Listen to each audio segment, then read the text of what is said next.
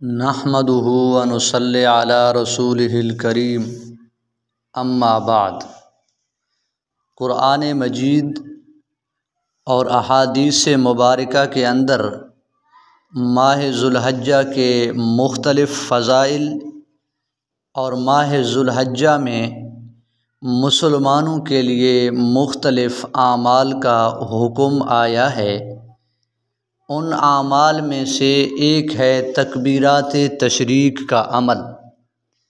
تکبیرات تشریق ماہ ذو الحجہ کے 9 تاریخ کی فجر کی نماز سے لے کر 13 تاریخ کے عصر کی نماز تک ہر فرض نماز کے بعد یہ کلمات پڑھنے ہیں: اللہ اکبر اللہ اکبر، لا الہ الا اللہ واللہ اکبر، اللہ اکبر وللہ الحمد۔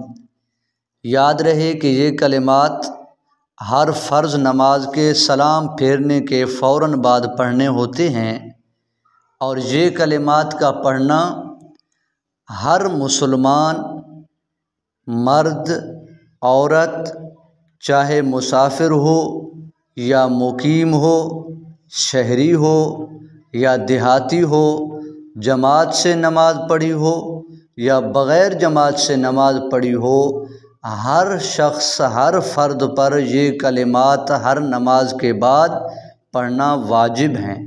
ان کو شروع کرنا ہے ذو الحج کے چاند کے 9 تاریخ کے فجر کی نماز سے لے کر ذو الحج کے چاند کے 13 تاریخ کے عصر کی نماز تک، اور مرد حضرات کے لیے بآواز بلند یہ تکبیرات پڑھنے ہیں، اور خواتین کے لیے آہستہ آواز میں یہ تکبیرات پڑھنے ہیں۔